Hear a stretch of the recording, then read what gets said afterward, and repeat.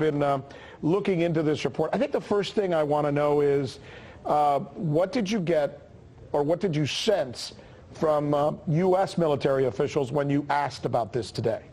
Right, well, the response from them was really interesting because the Pentagon responded. A spokesperson simply said, we're aware of the report and we have nothing to add to it. So they didn't confirm it and they didn't deny it, which is really interesting because Iran here is making a lot of really bold claims. I mean, they're claiming that they have the ability to not only hack into U.S. drones, but also to hack into more than one drone at the time, and also to control them. I mean, in that video we saw, there's a drone and they're controlling it and making it land, and the United States is aware of that, you know, from those videos and from the way that they responded to it. So it's really interesting to see this response from the Pentagon. Well, you know, I'm glad you made that distinction, because there's a difference between just, oh my God, look, the United States drones over Syria and Iraq are taking some interesting pictures.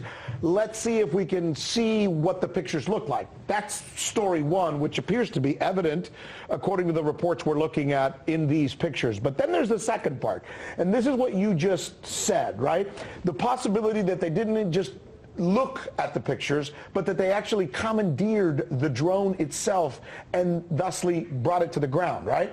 Right, exactly. And the fact that they're looking at more than one drone at the same time, I mean, that gives them the ability to see what the United States is seeing from a lot of different points of view over Iraq and Syria, and that their drones don't even have to be involved if that's what's happening. A couple of questions. Let me bring in Michael Maloof here, former Pentagon official. So many things to ask you about here.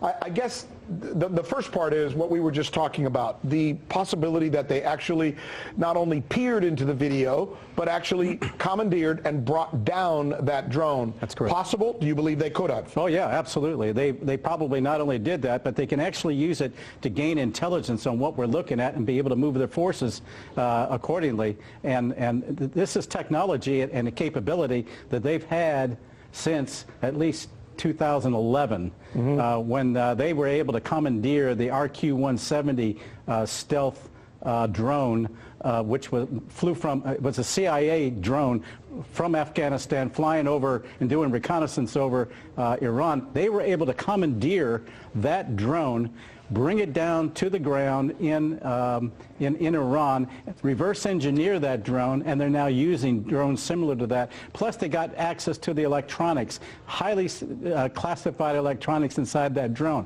The Iranians have been known for years to be expert in electronic warfare. They are great at hacking, and they're able to control the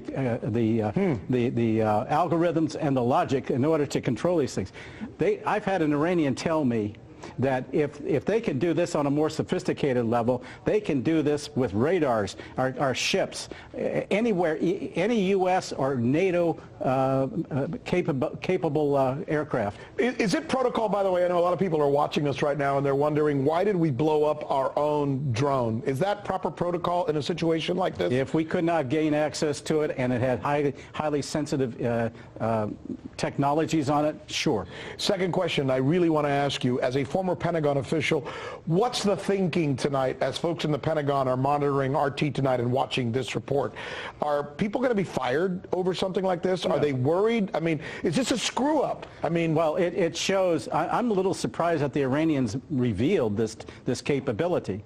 We were aware of it, but the fact that they've actually gone public, it then allows us now to figure it out. We probably did not have systems sufficiently encrypted, and they were able then to toy and hack into the electronics of that drone, or all the drones. And in fact, the RQ-170, they were able to gain control of that by hacking the satellite that controlled it. If they can do this,